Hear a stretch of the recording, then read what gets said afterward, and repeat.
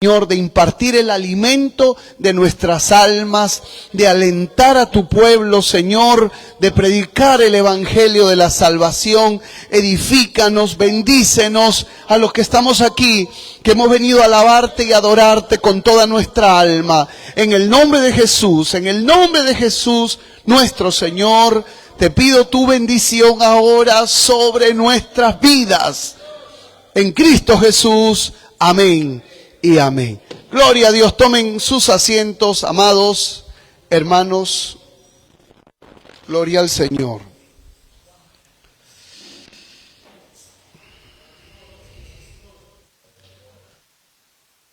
Amén. Hermanos, ¿quién escribe esta carta? El apóstol Pedro. Pero no es ese Pedro como la gelatina,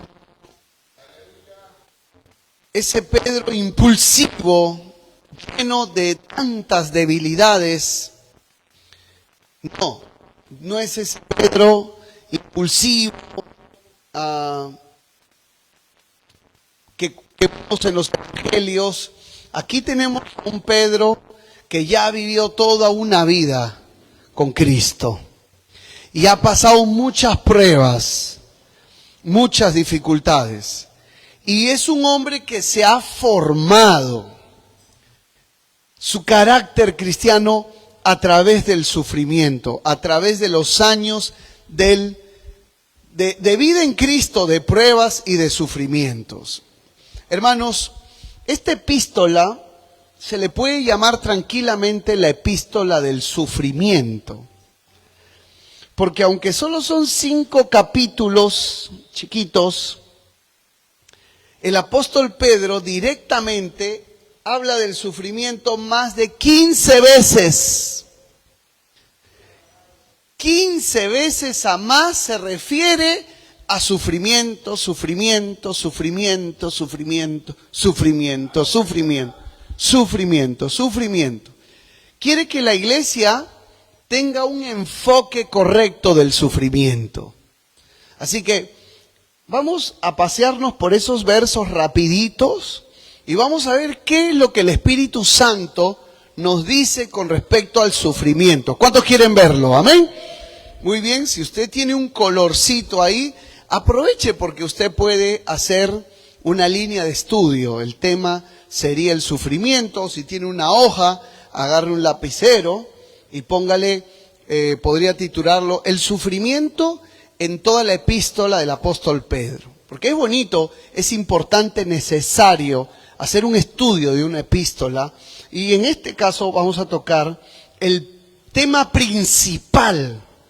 Porque, ¿cómo ves un tema principal? Porque el autor repite una misma palabra, una misma palabra, una misma palabra. Entonces, el apóstol Pedro saluda a la dispersión, a todos los cristianos que han sido dispersos, porque los están persiguiendo. Esta es una época donde va a morir el apóstol Pedro, va a morir el apóstol Pablo. Ahí en pocos años, en esos tiempos, les toca a muchos de los apóstoles morir como mártires. Amén. Entonces, este tema del sufrimiento se vuelve algo muy importante que va a marcar la historia de la iglesia. Ahora, vamos al versículo 6, como hemos leído aquí, en Primera de Pedro, capítulo 1, versículo 6, dice, el apóstol Pedro está hablando de nuestra salvación, y dice ahí, refiriéndose a nuestra salvación, en la cual, en la salvación, nosotros nos alegramos, aunque ahora, por un poco de tiempo, si es necesario, tengamos que ser afligidos en diversas pruebas. O sea, nos alegramos en la salvación, pero vamos a ser afligidos en diversas pruebas. El cristiano, miren, se alegra y vive afligido, junto. Uno cree que tiene que estar alegre, y si no estás alegre, estás afligido. O uno o el otro. No, es los dos. Porque por un lado nos afligimos por las aflicciones que pasamos, pero por otro lado nos alegramos por la salvación en Dios. El apóstol Pablo decía, estoy sufriendo aquí en la cárcel, pero me alegro en mi hijo Timoteo. Me alegro por esto. Escúchame, aprende que en las cosas que nos causan sufrimiento, tenemos que mirar las cosas que nos causan alegría. Tenemos que mirar los motivos que nos causan alegría. Y Pedro dice, esta salvación tan gloriosa, inmarcesible, inconmovible, eterna, amén, está reservada en los cielos, y en esa salvación ustedes se gozan, aunque ahora, por un tiempo, si es necesario, tienen que ser afligidos. ¡Wow! Habla de que estamos esperando la eternidad, un cielo hermoso, cosas maravillosas, maravillosas. Pero aunque por ahora, por un tiempo, si es necesario, tenemos que ser afligidos. Vivamos con esa dualidad de anhelar la vida eterna, la salvación en Cristo, pero que también tenemos que ser afligidos porque es necesario. No porque a Dios se le escapó la ala de su protección. No porque Dios no nos sabe cuidar. No porque el diablo está furioso y dice, estoy furioso, vengo a atacarte. No. Es porque es necesario. Es necesario. O sea, hay un propósito por el cual tenemos que ser afligidos en diversas pruebas. Aquí el apóstol Pedro compara nuestra fe con algo muy precioso como el oro. Y que el oro, para ser refinado, tiene que ser pasado por el fuego.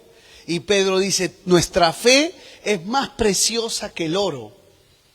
Y así como el oro es refinado en el fuego, nuestra fe es probada, si es verdadera, si es oro puro, si es verdadera fe sobrenatural. ¿Cómo se prueba? Dice, con el fuego de la prueba. Y dice, porque tiene que ser así para que cuando venga Cristo sea hallada gloriosa, brillante, pura nuestra fe. ¿Qué quiere decir eso? Que nuestra fe en la salvación, en el Cristo, en sus promesas, etcétera, etcétera, va a tener un brillo más fuerte. Nuestra fe va a ser vista por Dios como algo hermoso. Él lo va a ver como algo glorioso. ¿En quiénes? En los cristianos que padecían sufrimientos, persecuciones, y que a pesar que todo era feo, ellos seguían gozándose en la salvación. Seguían anhelando de que Cristo venga. Creían que Cristo va a venir. Creían que hay vida eterna. Creían que Dios no miente. Creían que este sufrimiento es parte de su vida. Entonces, cuando Dios mire a esos cristianos, para Él, esos cristianos van a brillar porque han creído en medio de las persecuciones. Gloria al Señor. Y eso también es para ti en esta hora. Porque a pesar que tú estás pasando muchas pruebas, sigues diciendo que Dios es amor. Sigues diciendo que Dios te ama. Sigues diciendo que Dios es lindo. Sigues viniendo a la iglesia a cantarle, a alabarle a su nombre. Gloria a Dios. Entonces, todos tenemos una fe en Dios, ¿no? Pero quien le brilla más su fe, quien le brilla más su espíritu cristiano, es al que a pesar de las persecuciones se mantiene en esa expectativa, en ese gozo de la salvación. Para usted puede ser algo casi natural, ¿no? De que te ha ido mal hoy día y vienes y te esfuerzas, gloria a Dios, y te pones a cantar en medio de tu sufrimiento, de tu lucha y de tu prueba. Te puede parecer algo normal, pero no es tan normal. Eso es algo sublime, sobrenatural. Eso está mostrando de que lo que pasa en ti, en el alma, es algo más valioso que el oro. A su nombre, a su nombre. Amén. Ahora vamos al 1:11. Capítulo 1, versículo 11. ¿Qué dice? Cristo vive, a su nombre gloria. Mi alma te alaba, Padre. Escudriñando qué persona y qué tiempo indicaba el Espíritu de Cristo que estaba en ellos, el cual anunciaba de antemano los sufrimientos de Cristo y las glorias que vendrían tras ellos. El apóstol Pedro dice, hermanos, los profetas del Antiguo Testamento estudiaban la Biblia y con el Espíritu de Cristo que estaba en ellos, meditaban así en los escritos antiguos de Moisés, en los salmos, en los profetas. Dice, el Espíritu de Cristo que estaba en ellos los guiaba, investigaban en qué parte, quién era la persona y en qué momento iba a venir el Mesías. Y lo buscaban. Acá habla del Mesías. Dice, estos profetas indagaban, escudriñaban quién era la persona y en qué tiempo indicaba el mismo Espíritu de Cristo que anunciaba, dice, los sufrimientos que iba a tener Cristo. O sea, los profetas estudiaban que el Cristo Salvador iba a ser una persona que iba a sufrir. Y también seguían estudiando y veían que el Cristo Salvador iba a ser un rey glorioso que iba a reinar en el mundo entero. Entonces ellos decían, el Cristo, el Mesías, va a sufrir mucho. Y el Cristo, el Mesías, va a reinar gloriosamente. Y hay esa relación, sufrimiento y reino. Y Pedro les está enseñando, esto ya lo escudriñaban los profetas, el sufrimiento en el Mesías. Ya, entonces, bendito sea el nombre del Señor, hermanos. Pedro nos enseña que era parte del plan divino el sufrimiento del Mesías, que estaba anunciado en los profetas. Era parte del plan de Dios que haya sufrimiento del Mesías. Usted quiere reinar con Cristo, Pablo dijo, tienes que sufrir con Cristo. Amén. Ahora vamos al capítulo 2, versículo 19. 2:19 de Primera de Pedro, 2:19. Dice, porque esto merece aprobación. Si alguno a causa de la conciencia delante de Dios molestias padeciendo injustamente, pues qué gloria es si pecando son abofetados y lo soportan. Mas si haciendo lo bueno sufren y lo soportan, esto ciertamente es aprobado por Dios. Aquí, escuchen acá. Aquí el apóstol Pedro dice algo muy interesante, que hay hermanos que sufren, pero porque meten la pata.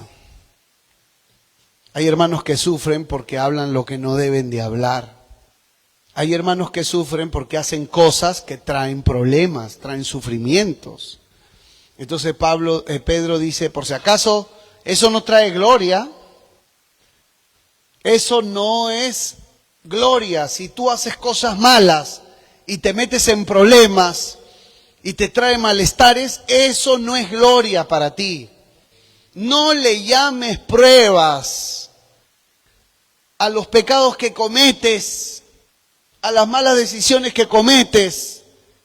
Qué fácil es ser vistos como héroes, ¿no? Ay, hermano, yo he pasado mucho. No es que has pasado. Te has apartado. Ay, yo he pasado muchas luchas. No son luchas y pruebas. Son consecuencias de tus malas decisiones. Y ahí no hay gloria. Ahí no hay gloria. Ahí no hay aprobación de Dios. Otra cosa es un hombre, una mujer que es fiel a Dios, que ama al Señor, que se guarda en santidad. Entonces, que le pasen cosas, gloria al Señor, eso sí es aprobado delante de Dios. Entonces, Dios también nos llama a reflexionar, ¿no?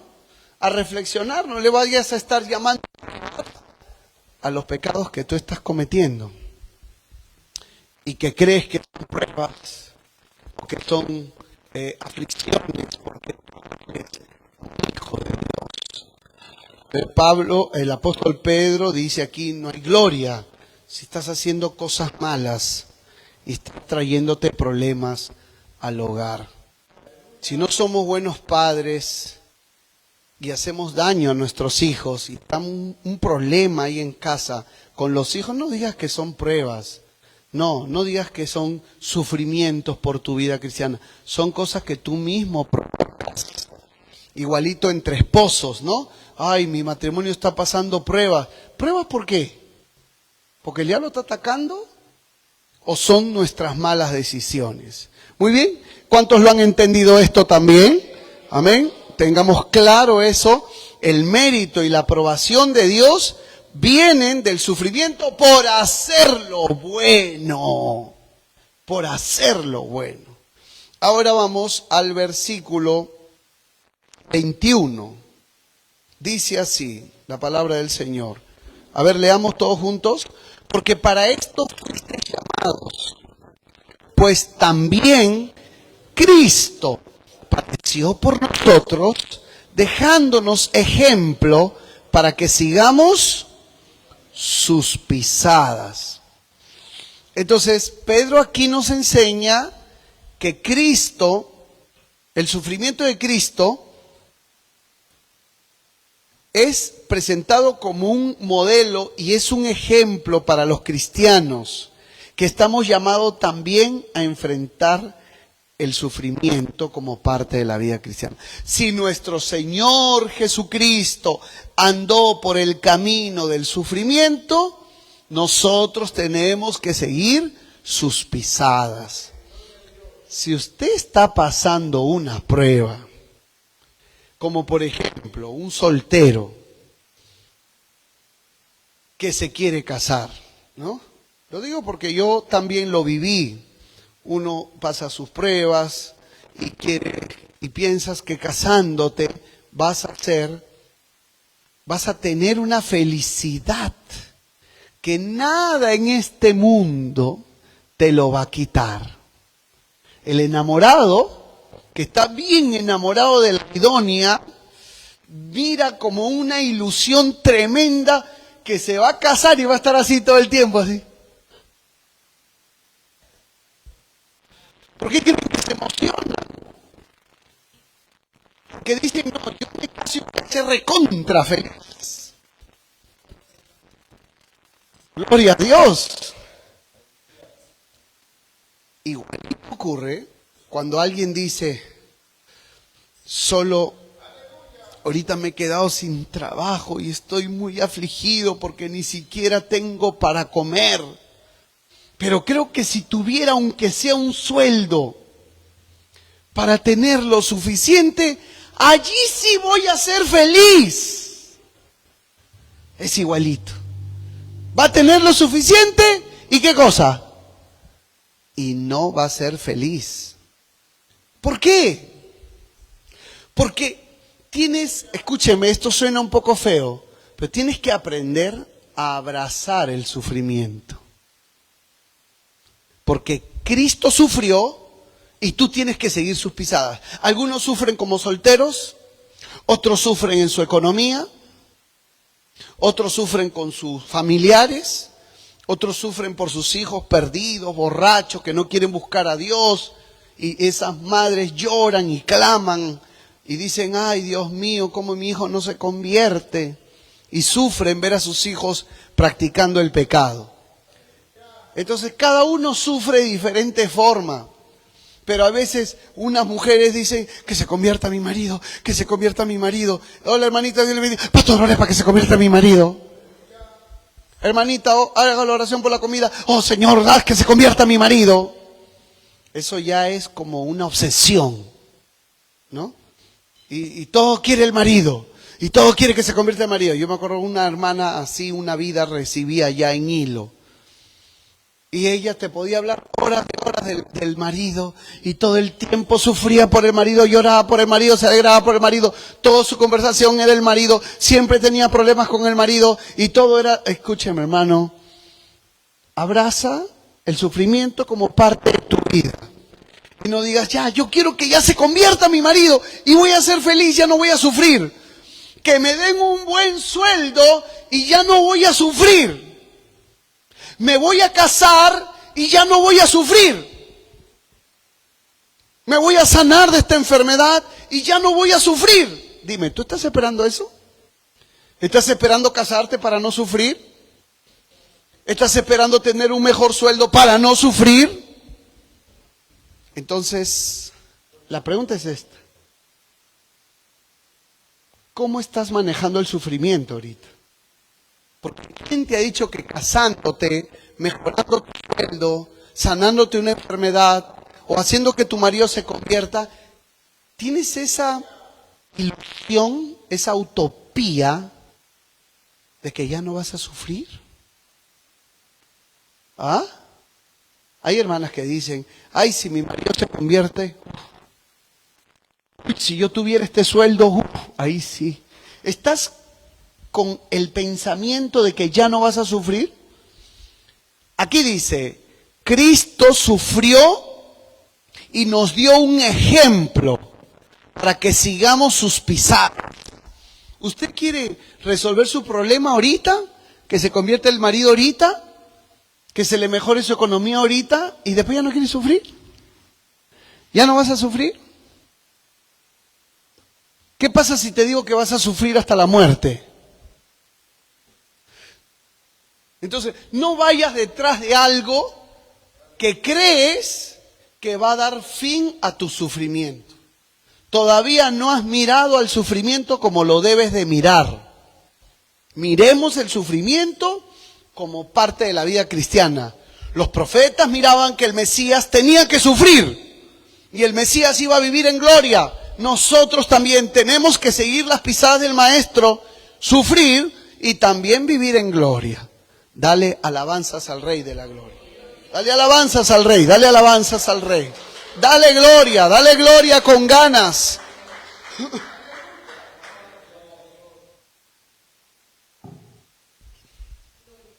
Ya que siempre va a ser así, no tengamos ilusiones de que cuando se resuelvan algunas cosas ya no vamos a sufrir. Más bien digamos, este sufrimiento es parte de mi fe. Muchas son las aflicciones del justo, de todas nos librará Jehová.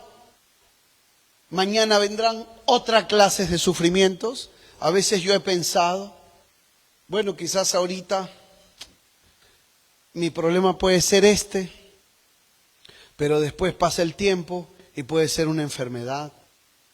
Va a ser. Algún día nos vamos a envejecer. Algún día algo nos va a pasar. Y vamos a tener que afrontar el hospital, otros las clínicas, ¿no? Y quieras o no quieras, el sufrimiento de alguna forma siempre va a ser parte de nuestra vida. Pero ¿cómo lo tomamos? O sea, yo creo que la mejor actitud de un cristiano ante el sufrimiento es tirarse de rodillas, es decirle, Señor, llévate mis cargas, Señor, yo no sé cómo voy a hacer, a ver, si estoy soltero, Dios mío, no me puedo casar, no me caso, Padre Santo, te entrego mi juventud. ¿Quieres que sea eunuco? ¡Ayúdame! ¿No quieres que sea eunuco? Entrégame, ¿quién va a ser mi idónea? Todavía no es el tiempo, dame paciencia. O sea, maneja el sufrimiento. Manéjalo como Dios espera que lo manejes. Señor, me estás probando económicamente y quiero salir de esto, pero se me está cerrando, pero no salgo, camino. O sea, manéjalo bien ahorita, porque el sufrimiento va a ser parte de tu vida siempre. Y no hay mejor forma que manejarlo en oración. Cuando, antes de que venga la pandemia, parece que Dios me estaba probando para la pandemia. porque yo comencé a sentir cosas en mi cara. Pasé algunas cosas en la obra del Señor que me causaron mucha preocupación, mucho estrés. Me tensioné mucho. Me dijeron algunas cosas que me ilusioné, pensaba que iban a pasar algunas cosas y después no pasaron. Y eso me creó un choque muy fuerte. Porque bueno, creí, hablamos con mi familia, pensamos que iban a suceder unas cosas y al final quedó en nada, pero eso fue un choque, hermano. Y yo comencé a sentir, me acuerdo, una frialdad aquí en mi cara. Y yo sentía acá unas cosas acá adentro. Y comencé a sentir que quizá yo tenía un tumor y se me adormecía la cara. Y sentía unas cosas acá en mi cabeza. Yo sabía por qué me estaba viniendo. Por decisiones de otros seres humanos. Conozco muchos casos de cristianos que toman decisiones en otros cristianos y hasta les ha venido derrames, hemiplegias en la cara, provocados por otros hermanos en Cristo, que a veces no se dejan guiar por Dios y nos hacemos daño sin darnos cuenta. Qué bonito fuera que nos disculpemos cuando hacemos estas cosas y causamos daño a las familias, a los matrimonios, a los obreros, a los hermanos. El asunto es que cuando yo sentía eso, yo no quería ir a un hospital. Entonces mi único refugio era tirarme de rodillas. Y en mis peores pensamientos y en mis peores momentos, en ese momento me tiraba de rodillas, clamaba, me desesperaba, hermano. ¿Qué tengo, Señor? Ni siquiera tengo dinero para hacerme chequeos. Dios mío, por favor, ayúdame, le decía. Ayúdame. Orar ahí en un rincón de mi cama. Y mi esposa me decía, ven a cenar con los chicos. Yo estaba ahí, yo no les decía a nadie. Y me paraba y me iba a cenar con mis hijos. Y de repente mi familia me consideraba como un hombre muy alegre. ¿No? Y mi esposa se alegraba conmigo, pero nadie sabía que yo había estado quebrantadísimo. Por eso yo te digo una cosa, el problema y la aflicción y la tristeza te controla, te gobierna, y todo el mundo se entera que estás así con malestares. Pero ¿cómo manejas el sufrimiento? La mejor manera de manejar el sufrimiento es venir débil a los pies de Cristo y decirle, Dios mío, no sé qué hago, qué puedo. Mire, no tomé ninguna pastilla. Comencé a orar, y oraba y le decía a Dios, ¿qué tengo acá, o acá, o acá? ¿Qué es, Señor, qué es? Y un día, el Espíritu de Dios me habló a mi corazón y me dijo, estas cosas te están preocupando y tu sistema nervioso aquí de tu cuello te está afectando. Y lo entendí en mi alma. Entonces dije, si es así, voy a ir a hablar con una especialista en esto. Entonces hablé con una de esas personas que hacen masaje y yo le digo, tiene que ver algo que uno pase un momento y como que sientes que se te adormece y sientes acá. Claro, me dijo, ya, no un tumor. Entonces dije, alabado sea el Señor. Entonces usted haga esto, haga el otro y así tome esto, fortalezca su sistema nervioso y bueno, ya, tomé mis vitaminas B, seguí orando, de verdad, se me estiró un poquito eso y pasó. ¿Cuántos dan gloria a Dios?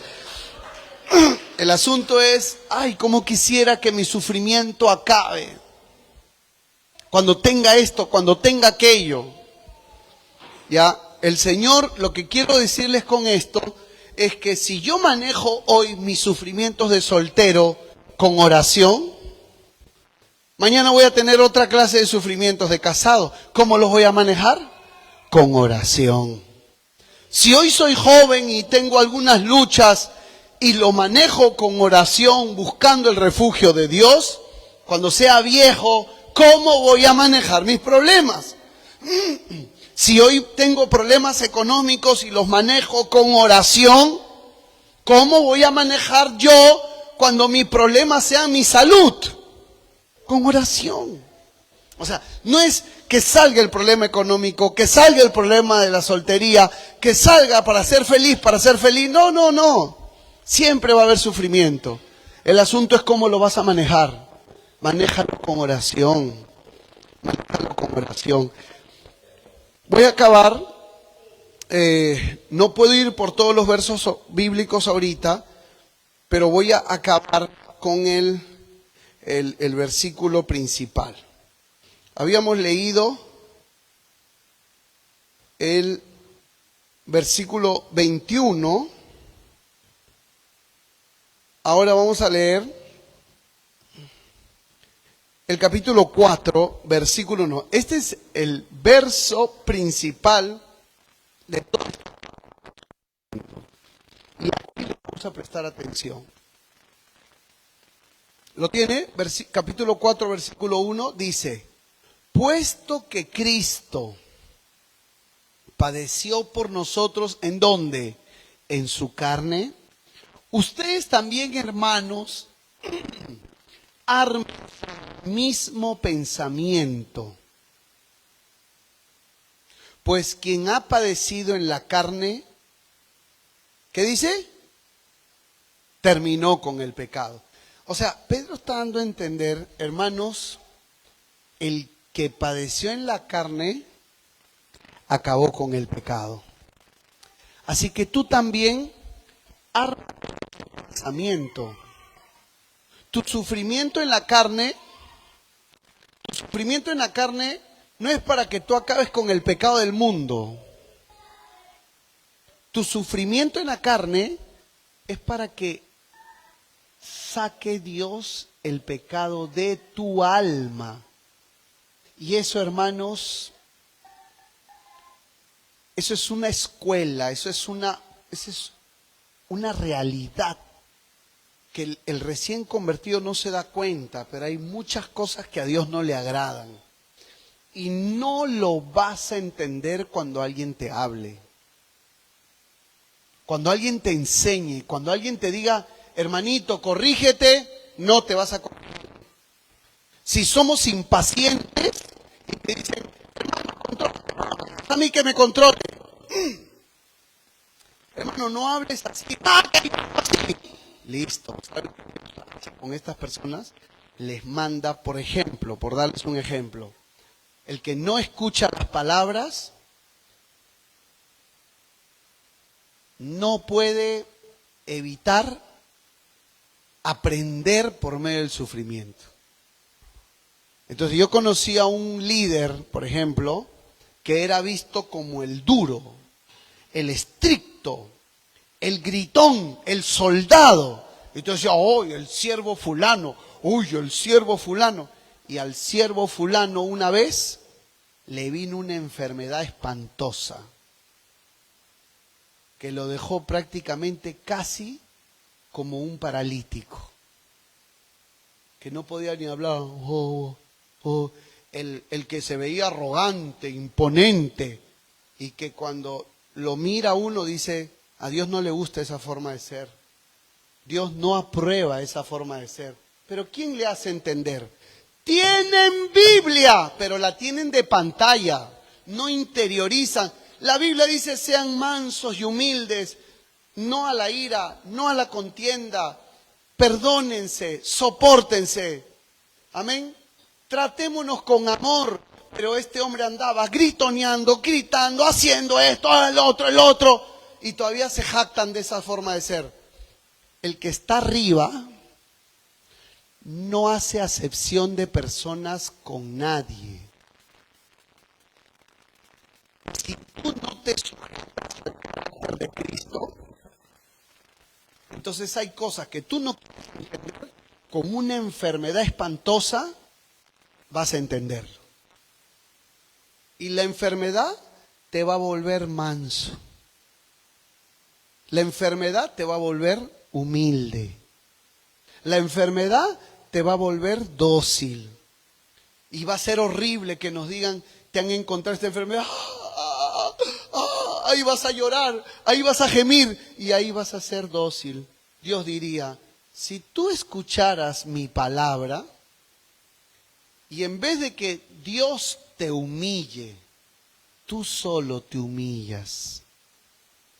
En vez de que la aflicción te haga recapacitar, esta persona que después terminó así, escuché que alguien le oyó decir, hoy me doy cuenta que mal me he portado con mis propios hermanos.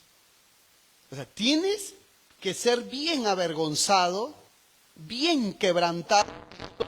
Es una enfermedad dolorosa. Ustedes se imaginan que a alguien le dicen, oye, anda a hacerte un chequeo, te han encontrado esta enfermedad. Usted dice, ay no, pastor, por favor.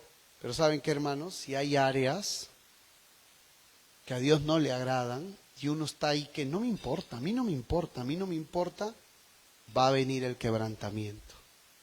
Porque Dios no engríe a nadie. Dios no le dice a ti sí te voy a permitir que seas bien carnal con tu boca. A ti sí te voy a permitir que te portes malcriadamente. Tú eres mi engreído o tú eres mi engreída. Y yo cuando veo personas así, yo sé que les viene quebrantos duros.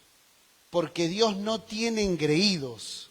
Y quien no ame el carácter de Cristo, va a ser quebrantado.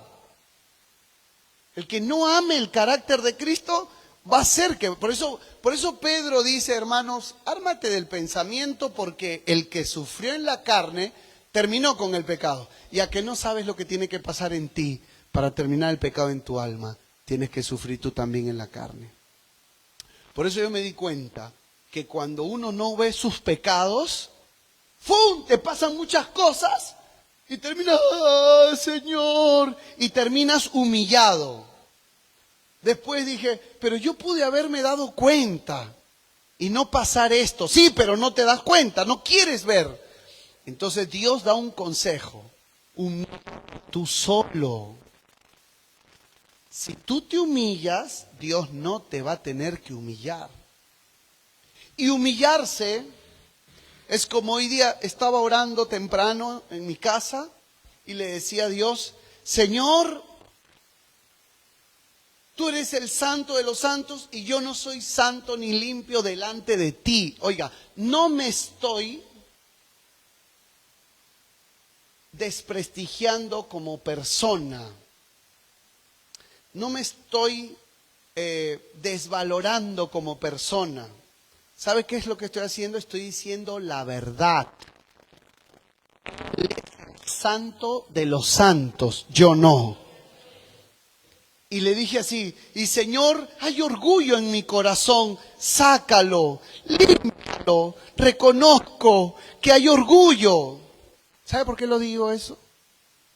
Porque quizás aunque no lo pueda ver a profundidad, debe haber mucho. Porque solo mi Señor era manso y ¿qué? Y humilde. Estoy degradando como persona. Me estoy humillando diciendo la verdad. Señor, necesito ser más manso y humilde como tú. Ayúdame. Hay orgullo en mí, hay orgullo en mí. Perdóname, perdóname, perdóname. Eso es mejor. Si a ti no te salen esas palabras, estás esperando que se te caiga la casa encima. Estás esperando que la vida se vuelva una vida de color de hormiga para recién ahí reconocer que tenemos que ser como Cristo.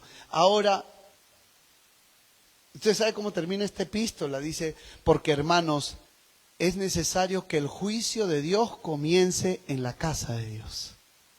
O sea, quiere decir que el sufrimiento es un acto de justicia de Dios, que dice, tengo que quitarle el pecado a mis hijos con el sufrimiento. Por eso yo te digo una cosa, si tu esposa te dice, estás mal en esto, estás mal en esto, estás mal, y tú eres necio, estás mal, no. Entonces estás buscando el quebrantamiento espantoso, con una enfermedad, con una desgracia, con desgracias económicas, con desgracias familiares, con enfermedades tuyas, de tu familia, y todo para sacar esa cochinada que tu esposa te dice, estás mal, pero eres necio, entonces tú estás buscando ser quebrantado. Y después cuando tu vida es un desastre, ahí cambias tu necedad. ¿Estás buscando eso? ¿Eso es lo que tú quieres? ¿Eso es lo que tú quieres? Cuando un familiar, cuando un siervo de Dios te dice, esto está mal en ti, corrígete. No, corrígete. ¿No quieres oír a las personas que te aman? Entonces tú estás buscando que Dios te quebrante, te haga pedazos para recién ahí, porque solo ahí recién dices, ay, ahora sí. Yo me acuerdo a mi hijito Isaac, cuando era niñito, le decía, hijo, esto está mal, no hagas esto. Y escúchame, mira, o haces caso a las palabras o haces caso a la correa. ¿A cuál quieres hacer caso? Porque si no le haces caso a las palabras, al final a la correa sí le vas a hacer caso. ¿Pero por qué te tengo que tirar la correa, hijo? Hazle caso ¿a qué? ¿A qué? A las palabras. ¿Me entendieron? Si de verdad este mensaje entrara, sufriríamos menos. Pero ¿saben qué? Con todo lo que yo hablo, no entra. No entra. A pesar que yo explique, como dijo Dios de Ezequiel, tú vas a ser como un dulce cantor. Tus prédicas van a ser como un hermoso cantante y ni aún así te van a entender.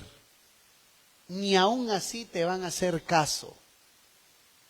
Porque no sé por qué a mí me late que a pesar que yo diga todo esto, hay personas aquí que jamás van a reconocer sus malas actitudes. A pesar que yo hable todo esto, a pesar que les diga que les puede venir una enfermedad, a pesar que les diga que te está buscando el quebranto, no les entra. Y solo cuando lleguen los momentos recordaremos estas prédicas. Creo que le llegó al hermano o a la hermana aprender lo que no quiso aprender escuchando.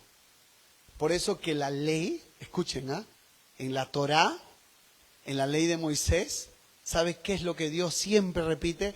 Escucha, Israel.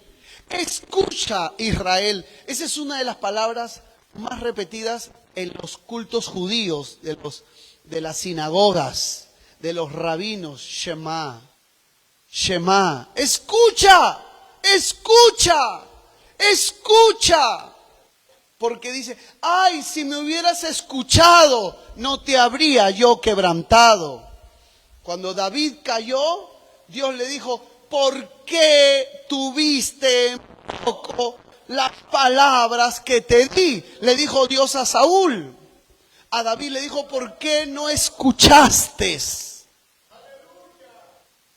Entonces, si tú me dijeras, pastor, deme un secreto para sufrir lo menos posible. Humíllate tú solo.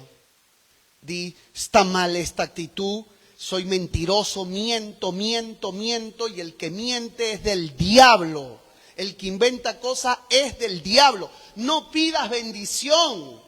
No digas, soy un hijo de Dios. Eres un hijo del diablo. No mezcles la leche con el pescado, porque te va a dar náuseas. No ores y después mientas. No alabes a Dios y después mientes. Porque ese licuar con pescado y eso da náuseas. Entonces no mientas, no exageres, no añadas, no agrandes, no quites. Porque eso está mal, eso está malísimo. Entonces, ¿quieres sufrir menos? Humíllate más. Humíllate más. Di, está mal, yo no debo hablar así. Perdóname, Señor, perdóname. Tienes una actitud orgullosa, arrogante. Entonces dile a Dios, Señor, perdóname por mi actitud orgullosa, arrogante. Eres necio, Señor, perdóname por mi necedad. Todo lo que puedas descubrir en ti, mejor ahorita que estás sanito y sin grandes desgracias, mejor ahorita reconócelas. Pero si dices, no, ¿yo de qué? ¿Yo de qué? Espérate porque se te va a caer la pared encima. Y solo ahí vas a decir, ahora sí sé que esto no le agrada a Dios. Dice, si padecemos como cristianos, tendremos gloria. ¿Quién es un cristiano? Es una persona que ha nacido de nuevo. Un cristiano es una persona que le ha entregado su vida a Cristo y ha tenido la experiencia del nuevo nacimiento. ¿Qué cosa es el nuevo nacimiento? Cuando uno le dice a Dios, Señor, perdona mis pecados, mi mentira, mi adulterio, mi fornicación, mis borracheras. He pecado contra ti, perdóname y te entrego mi vida. Ven a mi corazón a hablar. El que está en Cristo, ¿qué cosa? El que está en Cristo, nueva criatura es. Cuando Cristo viene, decimos nosotros, Dios conoce los corazones, ¿sí o no? Dios conoce los corazones. Entonces, ¿qué dice la Biblia? De la abundancia del corazón habla la boca. Si Dios conoce, ¿quién tiene a Cristo en el corazón? Porque el que tiene a Cristo en su corazón no miente, no habla lisuras, no odia, no fornica, no se emborracha, no adultera, no engaña, no roba. Porque de la abundancia del corazón habla la boca. Pastor, pero yo miento, yo robo, yo hablo groserías, yo tengo odio, yo fornico, yo adultero. ¿Qué tienes que hacer? Entregarle tu corazón al Señor y pedirle perdón, porque Dios es bueno. Dios quiere perdonarnos, Dios quiere limpiarnos, Dios quiere salvarnos, Dios quiere abrazarte, Dios quiere libertarte, Dios quiere perdonarte, Dios quiere bendecirte, Dios quiere levantarte, Dios quiere usar tus talentos. Pero romper la maldición del pecado con la sangre de Cristo limpia. Entonces, el mensaje para nosotros los hijos de Dios es que el sufrimiento en la carne, lo primero que va a hacer es sacar el pecado, sacar las cosas malas. Y si todavía hay sufrimiento por delante, quiere decir que hay cosas todavía que Dios tiene que pulir. Y yo me doy cuenta que Dios ha tratado con diferentes etapas. El cristiano, aunque ya es salvo por fe y por gracia, tiene áreas negativas que tiene que moldearse. Pero Dios es muy sabio, porque si te trata todo de golpe, te colapsas. Entonces, unos meses va a tratar un poco con tu orgullo. En otros meses va a tratar con tu falta de amor a Dios, con tu falta de servicio. Y va a venir un hermano y te dice, oye, carnal, ya ponte la pila, hermanito, ponte a servir a Dios. Y después, por otro lado, te va a faltar fe. Entonces Dios va a tratar con tu incredulidad. Después en otro lado te va a faltar paciencia. Entonces Dios te va a mandar cosas que siempre te van a poner al límite, tu temperamento, reaccionar. Y si se te controla la boca, y si te controla la boca, pasas la prueba. Pero algunos Dios te dice, contrólate la boca. No te controles, jalado, 0,5. De nuevo te voy a probar. Jalado, repitente. Y si Dios nos tuviera que tratar el orgullo, la generosidad, el servicio, la falta de paciencia, la falta de amor, la falta de servicio, la falta de visión, la falta de humildad, la falta de todo, de golpe, hermano, te mueres, te haces pedazos. Y yo me he dado cuenta cómo Dios ha venido. Entonces Dios dice, no me gusta cómo tú hablas. Entonces Dios permite que pasen muchos problemas, hieras a personas, ofendas a personas, tires al piso tu testimonio y recién ahí dices, creo que no debía haber hablado así. Pero hay que ser bien humildes, hermano, para reconocerlo. Hay gente que no reconoce. Hablan disparates, hablan tonterías, usan palabras tan feas que no parecen de un cristiano, pero jamás van a decir, sí, yo creo que he fallado, perdóname, Señor, no lo voy a volver a usar. Y eso es triste. ¿Por qué? Porque estamos llamando que Dios diga, no entiende con las palabras, pero con la correa sí va a entender. La correa sí es bien efectiva. Entonces yo te pregunto a ti, ¿tú quieres entender con palabras o quieres entender con correa? ¿Me entiendes? Entonces el secreto de Dios es, si te enalteces, yo te humillo. Pero si tú te humillas solo, ¿cuántos prefieren humillarse solos? Hay veces como que todo en mi vida puede estar bonanza. Yo no, tengo que humillarme. Puede haber algo ahí que yo no lo sé. Ay, Señor, perdóname, me humillo delante de ti. Saca todo orgullo. Yo no soy santo, tú eres santo. Estoy hablando como hablaría si todo se me viniera encima y me aplastara. Así que la vida, la altura y la santidad y con el quebrantado y humilde de espíritu.